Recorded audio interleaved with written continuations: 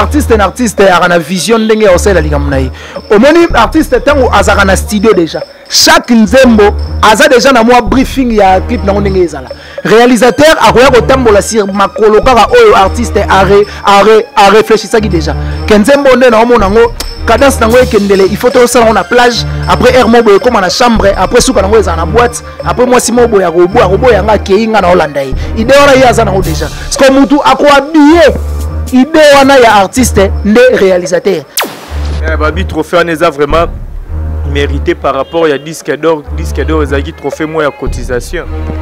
Bon, quand on disque d'or les trophée moi ya cotisation on c'est faux parce que disque d'or il a fallu pour pas passer yango eza maison eza habilité à couper sa disque d'or snap vous comprenez snap mazalo roi ba sasem bato bazara habilité ya couper sa ba trophée donc tant on expliquer que trophée ya fallu pour eza moins que offert ba pesi na Sony Music na lo ba que to sala débat mo o to zolinga to faire quoi bato makambo bango ba yebi kezalo kuta ngo ka ndé gagner Congo a gagné et puis na le courage na héritier Watanabe parce que depuis a bandi carrière solo ceux qui n'a s'est trompé et la première fois Azala nominé na Afrima mais ça déjà parcours mobo ya bien donc ça déjà parcours mobo ya bien ça veut dire Azo déjà un passé qui a évolué déjà dans les bons un pas et là c'est ceux qui a sali plus que mi-ange mi-démon à Rosala Siko nominé l'autorité morale ya banaliste o ba odenge mikolo autorité morale ya banaliste azo panza comédien bien autorité morale lité ya kanda za comédien autorité morale sunde ya banaliste c'est aza comédien aza kwa ba yenga aza kwa ba décor aza kwa ba mobikisi nga moneno na groupe amouti olobi na moneno na groupe théâtral maroté et pas pasteur de la foi yo otala été ba fula ouais na yo wana vient sonner de la foi ya na kama wana na balité ya kana bazaka ba kain o uta bena groupe chrétien maintenant ba makambo sala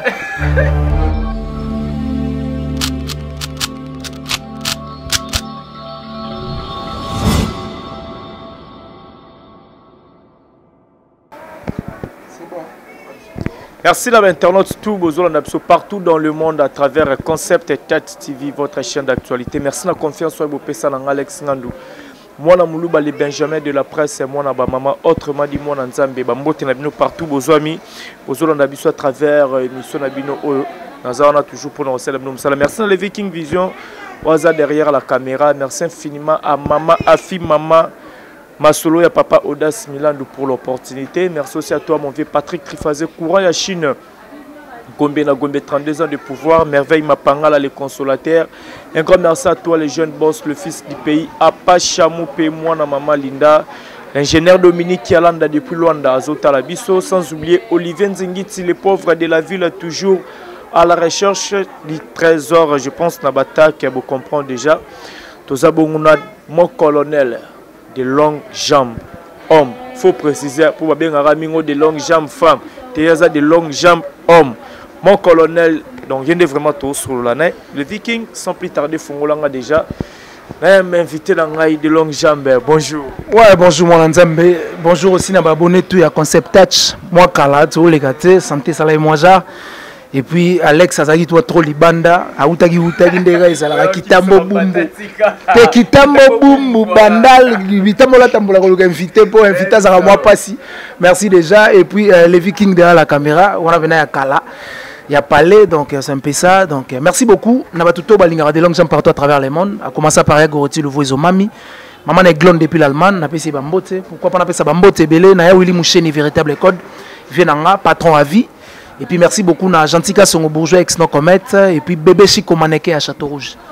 Voilà, merci beaucoup de longues jambes déjà d'actualité, vous avez déjà mon internet actualité, tout ce comme on a donc clip il y a Liberté, vous avez créé polémique, Liberté son abo sanité a fait rigola après avoir causé l'incarcéré, clip à Bimisela Kibiso par rapport il y a comment dirais-je, il y a ceux qui ont émission ou quoi il y a color au fali à Otiko Bimisa.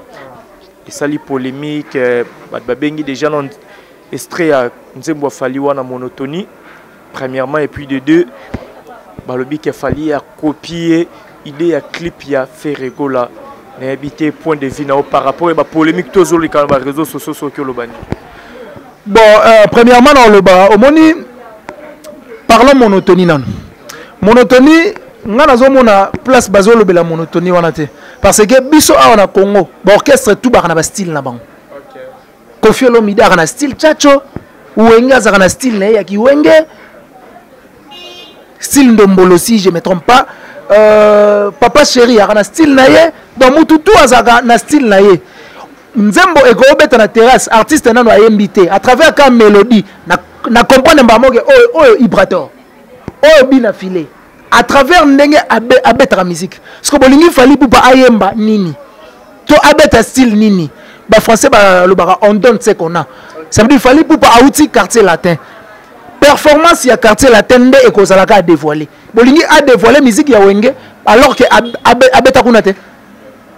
Contradiction. Ça veut dire batu bazo tenir Babylone au oyo bazo ça s'y mettait na ba maloba bazo loba et puis bazo s'investir vraiment te na ba dossier ebelé bazo yaka ba loba po makambo ko lobezate ba tse bango caméra a lobby na makambo bazo maîtriser te Kofi Olomide na chacho fali pou pa outi na libumu ya chacho bolingi abeta musique nini parce que ba déclarer ba même rythme mais on a bazo kango ka réseau zongaka so kinzembu oyo parce que baotolo banzembu oyo to bimestre wana ya parterre ba comparons na nzembu embela nana ketchup bafana na disque otoleka eza problème te eza ki fali eza style ya fali eza identité ya fali ça veut dire soki boyoki rythme ya fali faut comprendre que c'est du falitisme. OK.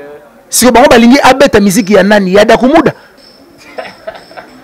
non comme moi c'est qu'il faut to mesala que la musique moi so mutabandi il faut to comprendre que c'est un tel et ça la monotonie en vrai ça la bongo on donne ce qu'on a mutu après na mwana na eto a édikaka mwana na na éducation o yazwa yo linga na éduquer mwana nga lokwa mwana ya X alors que nga na zwa éducation ya Y de fali pour il faut asa la performance ka ya musala wa yekola pa Kofi abakisi na kiye et puis si tokos musique ndenge abenga ngo yemoko c'est tout et puis en termes de Kolanda clip, namone ata comparaison mo côté na clip wana.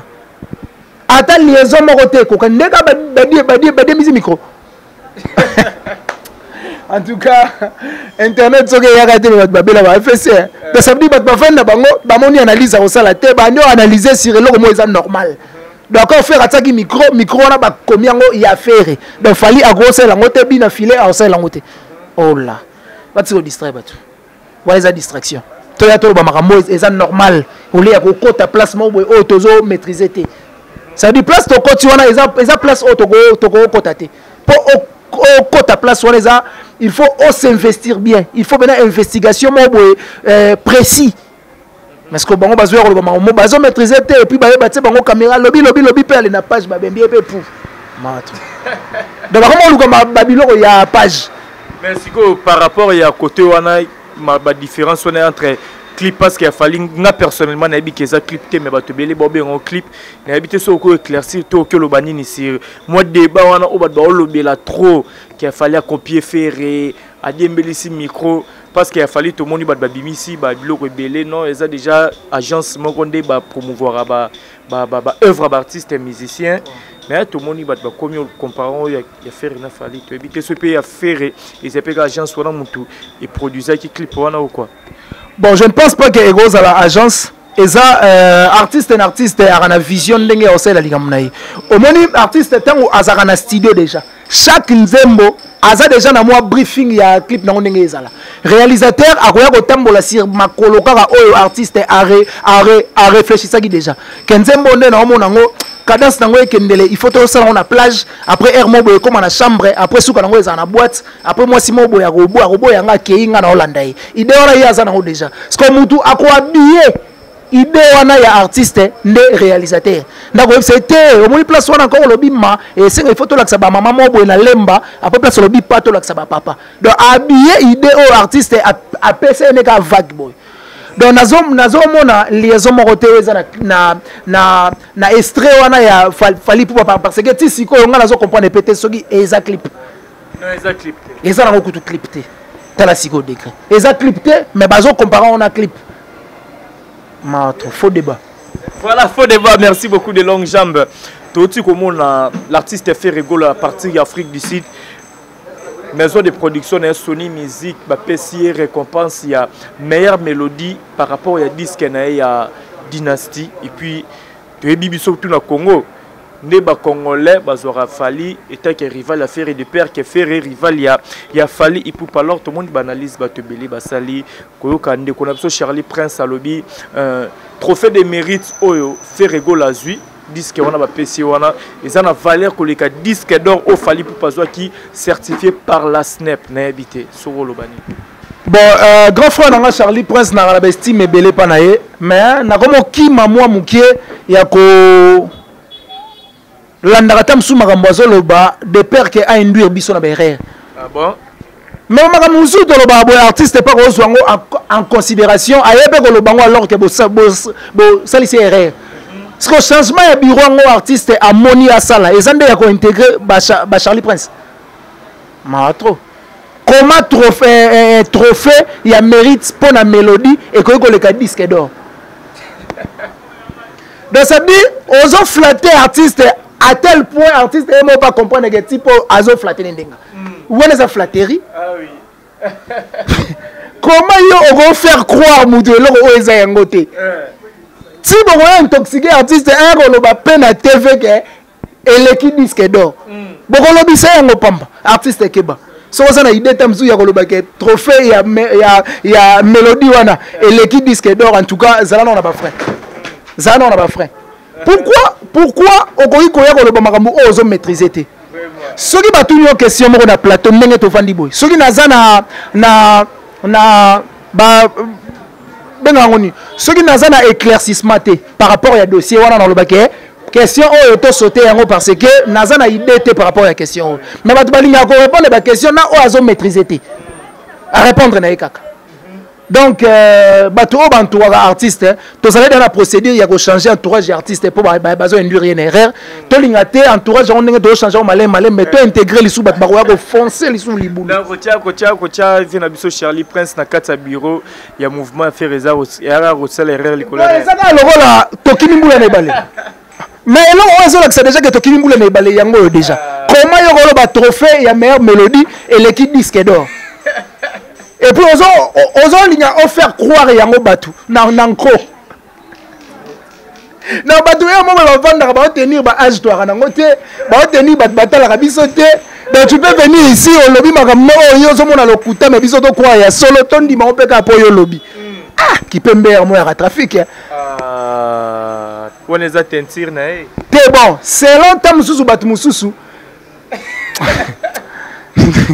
Na osumuka pamba moi nzambe nazana yo mwana shilo na olinga osumuka te mais venanga Charlie Prince il faut qu'on s'investisse par rapport à makambo mususu avant ya koya koloba parce que bato batala biso baza ba père de famille baza ba responsable baza tam mususu plus titré en termes tam mususu de nchiki ke biso to ya raté to expliquer ba makambo bango bazo maîtriser bien et ça bien te mais babi trophée on est vraiment mérité par rapport à disque d'or ezaki trophée moi ya cotisation.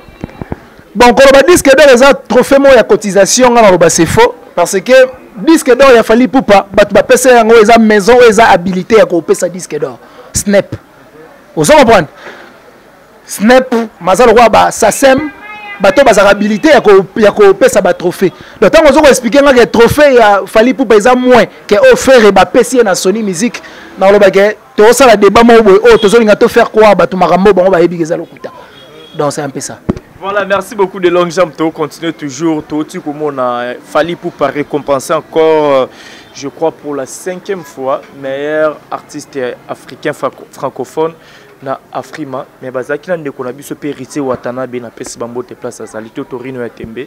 Ou déjà on s'appelle ça ba congolais ba mélomane tout le 25 décembre na Stade des Martyrs. Mais tout le monde encore fallu pour pas Azus ce trophée on a libosu Héritier Watanabe n'habité point de vino parce que tu belé tu ebidé qu'il fallait sur Azu ba benga ngo tricherie n'habité point de vino par rapport il y a que tout le monde des artistes on a des bakendaki mais fallait remporter. Bon point de vue nanga ezalaka ya koloba bravo na artiste parce que tant basala la disque basa attendre na ba retomber za ba production ba retomber za ba trop Congo a gagné. Congo a gagné et puis on a courage na Héritier Watanabe parce que depuis a bandi carrière solo ceux qui n'a se trompé et la première fois Azala nominé na Afrima donc ils a déjà parcours mobo ya bien donc ils a déjà parcours mobo ya bien ça veut dire azo déjà un passé qui a évolué déjà dans les bancs un pas ils ont là que ceux qui a sali plus que mi-ange mi-démon à Rosala Siko nominé. Non, à rejoindre ce trophée. À cause de la nominé et puis à cause du trophée. Okay. Parce que Bazalana nous nominé et après aussi trophée. Donc je pense que Héritier Watanabe a déjà déjà la bonne voie. Donc démarche on a déjà à cause de la nominé na Afrima et ils ont déjà mon aîné. Donc même prochainement on peut remporter. Donc courage l'artiste le 25 dans stade des Martyrs. C'est la concert malgré tout ce suspense ezaka nanu tozo baté est-ce que ko pour publicité zate banderole panneau ezate banderole nga déjà sans flatterie na monde déjà na limité ba première rue déjà quelques bâches mati déjà quelques bâches ya stade de Martyrs donc ils ont matematem sur la place musunde au communal.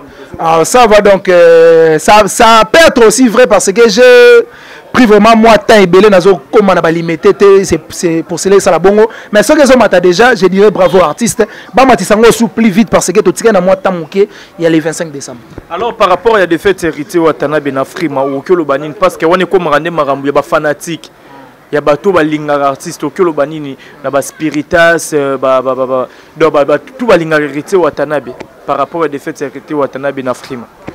Bon, on comprend la question bien. Par rapport à Héritier Watanabe, on a perdre, on a eu trophée na Frima. Parce que on est comme un vote, c'est ça, il y a des fans. Des fans de tout le monde, il fallait à un warrior, ce qu'on a spiritas, ou que le banini pour na bango que pour la prochaine fois, bah mais ça pour que l'artiste a un trophée.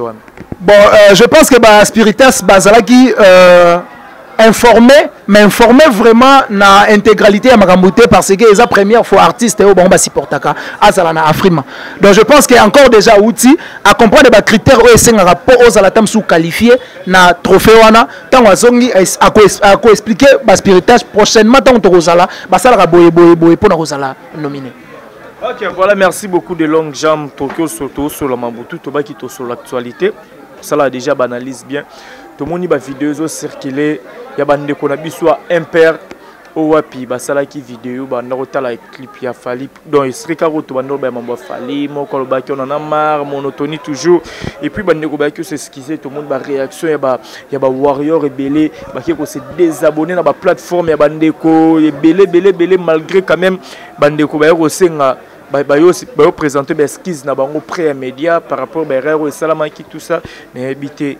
Est-ce que par rapport à la température et qui est bien pour tout le monde peut bande qu'on a biso ba impair babi d'après tout ba pe bana matete bazo banga mutute mutu pa olengisa bangwate.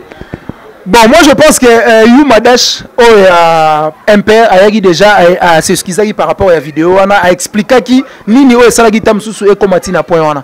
Mais na moni ndeko na mususu ayo lo bagaza mona matete alors que matete za synonyme ya kikuluna te, matete za synonyme ya kibanditisme te. Baba kuluna, baba musicien. Parce que y a le big après tout ozaba na matete. Matete ils ont représenté ni na makambo. Donc ça veut dire qu'il va faire voir biso que bana matete baleki bana ba commune nyonso na kini esprit bana matete ba melaka bombe makasi koleka tous les communes bana matete peut-être la confiance à Dieu peut-être le roi Vedingo à moi na matete te Vedingo pas abunda suta bon Vedingo abunda président Félix Oazé ko pe moi na matete grand maître te moi je pense que ezaki tenté ya koyata msuko pour tenir propos ya bongo ke biso to zaba na matete c'est pas le moment o eza musique et puis ngana za na bestime belé na ba artiste soit impair en termes d'abord il y a ba texte na bango na c'est ba texte ma makasi parce que ba réfléchissera vraiment autrement que ba artiste musicien belé ya Congo bango kuna za raté chéri simbanga kotisa to za rien za raté bango na za mboka to sala ndeni po to avancer mboka to sala ndeni po damage ya batu ba kotika bombe ndenge nini batu il faut ozo comprendre ba sala ba thème ya bien et puis comment on a bango déjà bo ba mona na ka ba za bana mo ba uta na ba famille bien éduquée mais ngana za sûr que ba za na batu o ba za derrière bango ba zo intoxiquer bango. Ah bon? Ouais.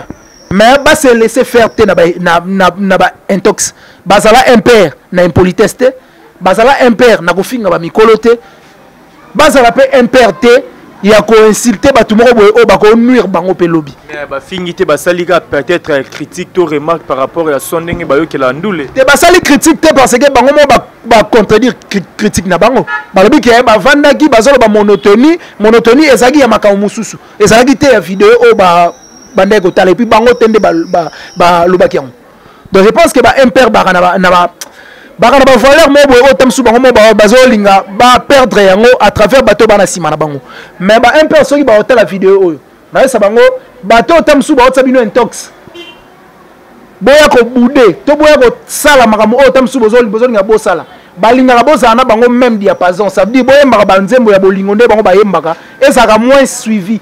Na bato ba tamsu important parce que il y a des nzembo oyo et ça a plus focal kana ba kuluna bata bakuiti batu moko boy ya banzemba ba impair peneza ka soki zo beta tana ba faut réveiller pena ke nini to salité bolobaki soki nani asali nini eko sala banzembo nde yango wana ezate ke boya boloba maka mo boy o eko nuire bino c'est pas bien donc baza derrière bino o bazo nuire bino na maka mo bozo sala boy ba ke ba ko tsa bino na démarche mo ya mabe makasi voilà o eko sala lobby fight na bino voilà tout l'autorité morale ya banaliste o ba odenge mikolo autorité morale ya banaliste azo panza comédien bien autorité morale lité ya kanda za comédien autorité morale sunde ya banaliste te aza comédien aza kwa ba yenga aza kwa ba décor aza kwa ba mobikisi mais nga moneno na groupe amutu olobi na moneno na groupe théâtral morote et pas pasteur de la foi yo hôtel été bafoule ouais ana yo wana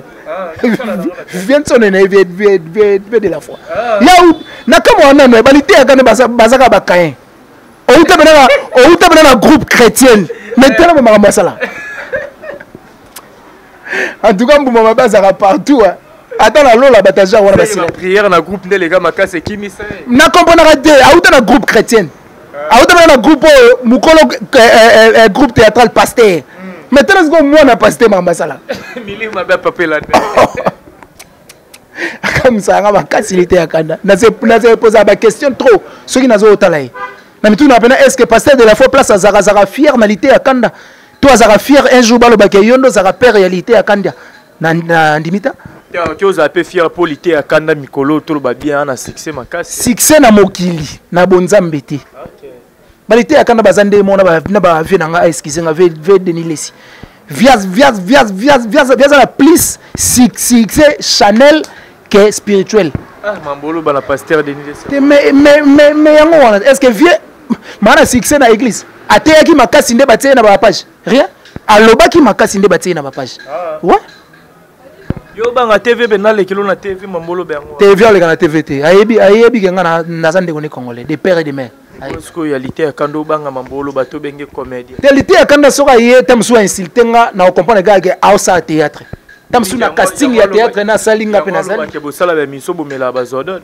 olobi ay bosala ba miso bomela bazodod bon apparence ya mutu pe la kisaka banetité ya kanda face na déjà il a sa place avant d'araba na supermarché ta supermarché partout na partout kuna pe bakana nzela ezate ba osala ndeni ya ka pena na katikati do kenda chez katikati aza banlieue ya la banlieue et alors mutu akana Paris mutu akana Bordeaux boaka place moko te yo na Paris ya na Marseille bozaka place moko te ya ka pena na Bordeaux na suka kuna pena baka na supermarché te parce que mutu abongo ayeta msuna TV azo insulter batu ça veut dire batu o bako yata msu ba faire face na ye baza batu o bazaka même diapason na ye ndeti ngabo na raisonnera déjà autrement que ye je ne peux pas venir tamsu na sa ne ba guerre mo o esanango bénéfique te donc c'est un peu ça voilà Robinho azan la 4 à Paris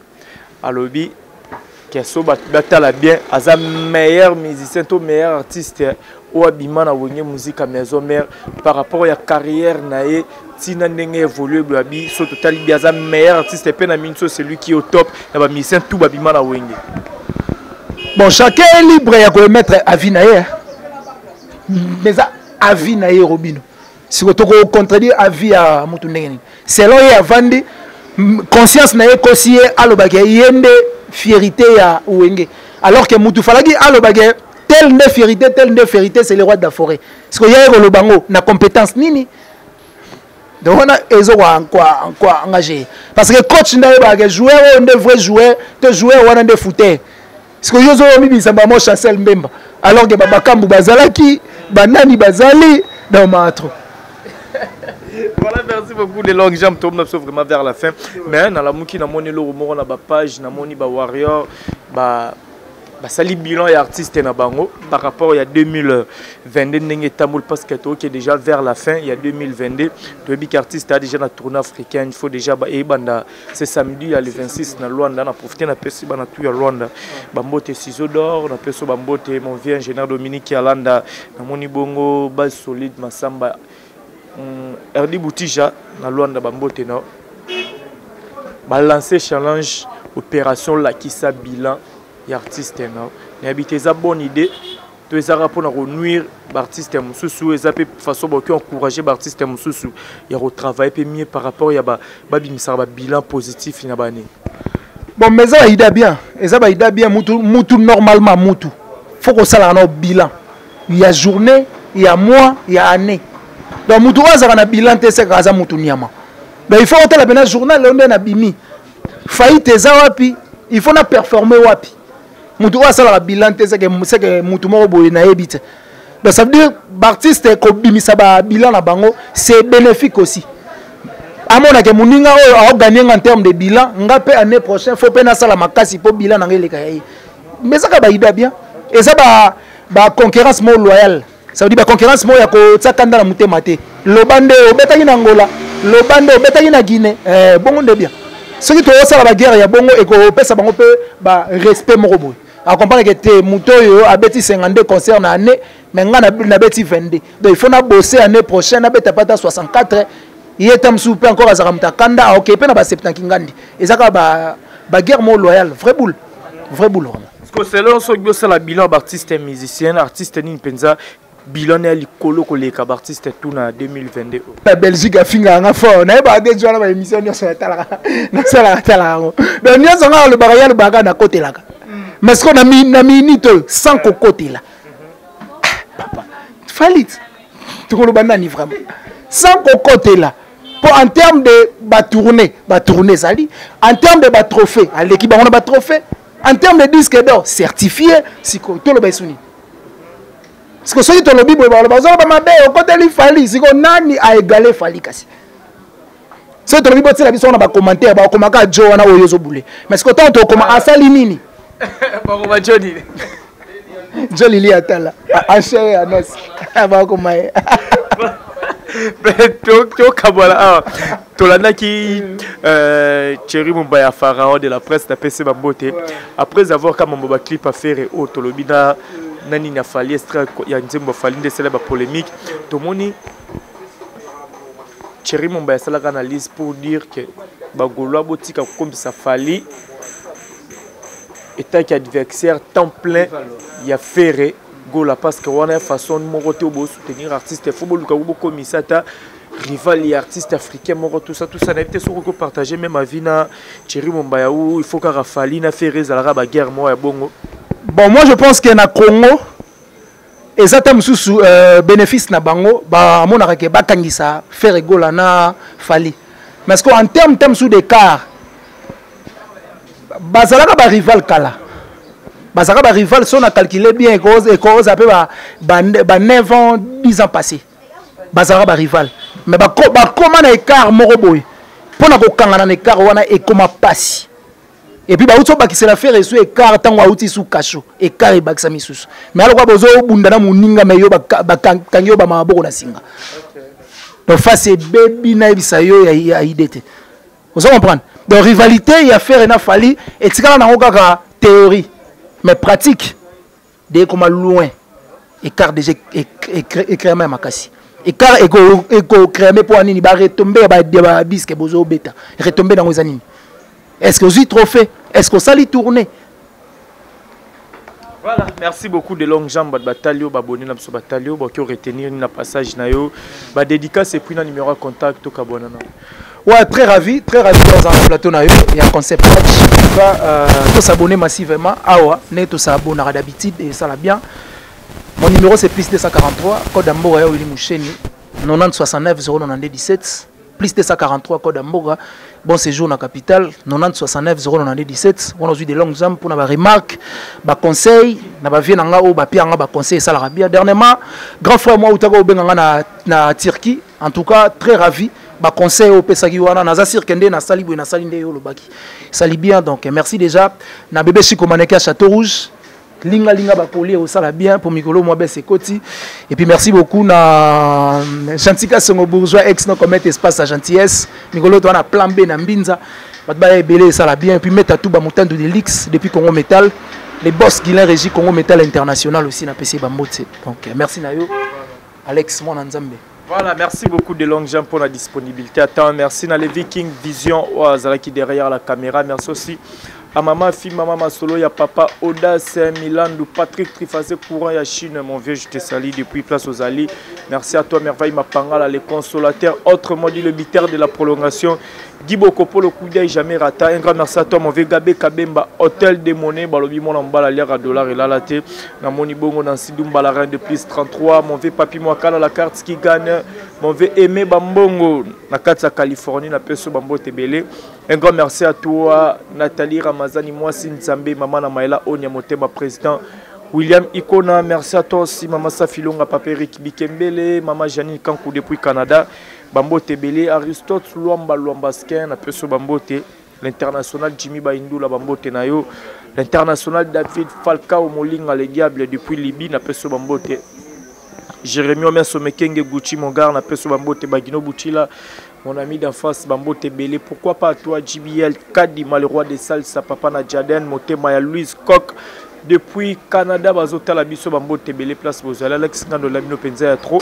Vous partagez ma vidéo, vous avez des commentaires, vous aimez, vous s'abonner massivement à Concept Touch TV chaîne. Quant à vous, je vous dis bye et on se retrouve à la prochaine.